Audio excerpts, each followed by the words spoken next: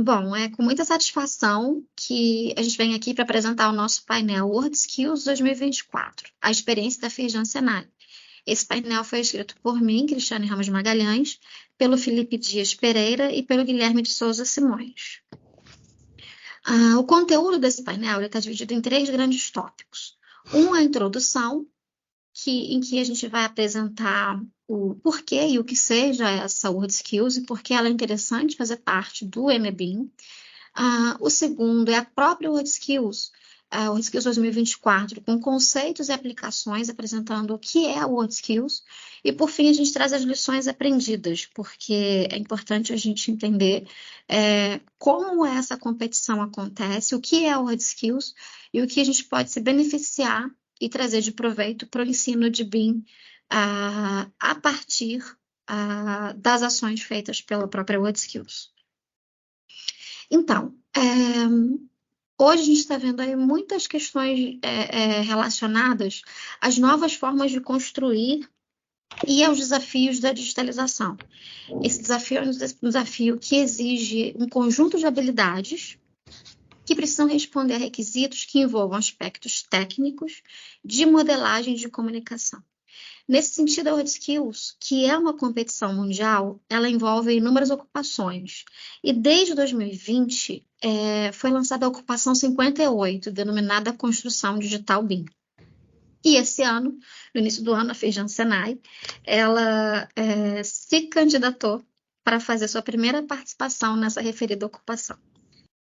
Esse projeto, na verdade, ele vem integrando as ações do programa Rio Construção BIM e visa a capacitação profissional motivada pela estratégia BIM-BR, porque diante da demanda legal, sinalizando a necessidade de a gente avançar com a adoção de BIM e com a capacitação em diferentes níveis, a gente entende que a WorldSkills ela é um caminho para a gente poder trabalhar de forma estruturada essa formação profissional no âmbito da capacitação em BIM.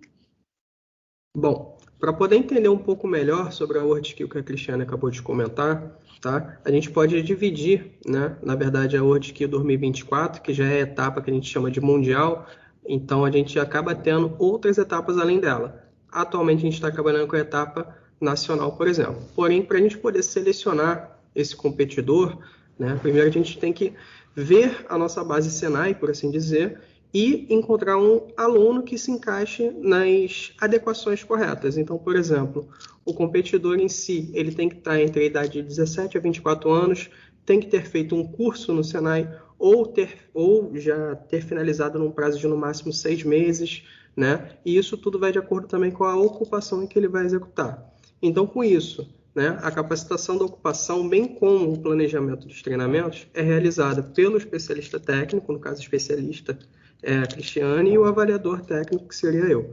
Mas alguns outros membros, né, que acabam entrando em conjunto para esse trabalho. Porque como é um processo longo, e querendo ou não, a gente acaba tendo uma competição que se torna uma maratona, a duração dessa prova, por exemplo, é de 16 a 20 horas, aí depende do projeto teste que a gente vai falar daqui a pouco, e elas são distribuídas entre 4 dias. Bom, para as etapas do WorldSkill 2024, são seguidas as diretrizes do descritivo técnico, que é um documento disponibilizado pelo Departamento Nacional, tá? E esse documento, ele geralmente só é disponibilizado depois que passa pelas etapas iniciais, que são a escolar, a estadual e aí sim o nacional. E com isso, a gente acaba chegando, né? Depois de fazer uma análise dele, a gente conseguiu destrinchar na seguinte esquemático, que seria basicamente esse aí. A gente acabou dividindo ele entre 4 grupos principais, tá? Sendo cada grupo principal contendo um quantitativo de unidades. Inclusive, por exemplo, a gente tem aí incepção e modelagem, que nessa primeira etapa é onde a gente começa a fazer a configuração da estruturação de parte do modelo BIM e a modelagem da coordenação. Depois começa com a coordenação e compatibilização, que aí ele faz a coordenação entre os modelos. Geralmente a gente pega a arquitetura e estrutura, que é a base atual que a gente está trabalhando, faz a coordenação deles e depois uma modelagem corretiva, para aí sim, com o arquivo correto, a gente chegar e fazer um gerenciamento de ativos. Com isso, a gente chega no terceiro grupo, que é a extração de dados e documentação, que a gente tem a parte de documentação e exportação de arquivos e dados analíticos e automação.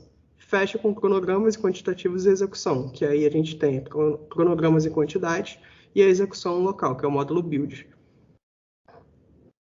Bom, então, para esse documento conseguir ser desenvolvido, a gente acabou tendo a percepção de requisitos para a elaboração de um projeto teste, infraestrutura para a realização de provas, simulados e avaliações, e especificações para uma avaliação objetiva e o ranqueamento dos competidores, que, lógico, sendo uma competição, ao final a gente tem que ter uma base de quem foi melhor ou não, em relação a essa competição, a essa prova que foi executada.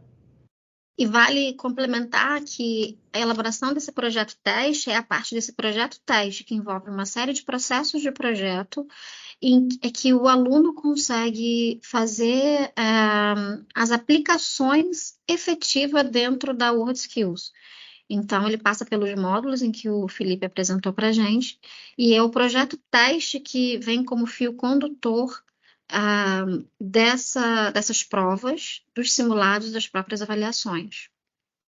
E para a gente conseguir fazer essa aplicação, foi necessária a criação de uma estratégia de ensino de BIM, porque não é simplesmente trabalhar com um aluno de 17 a 24 anos, com um avaliador, com um especialista técnico, que a gente consegue fazer essa formação tendo um projeto teste como base, né?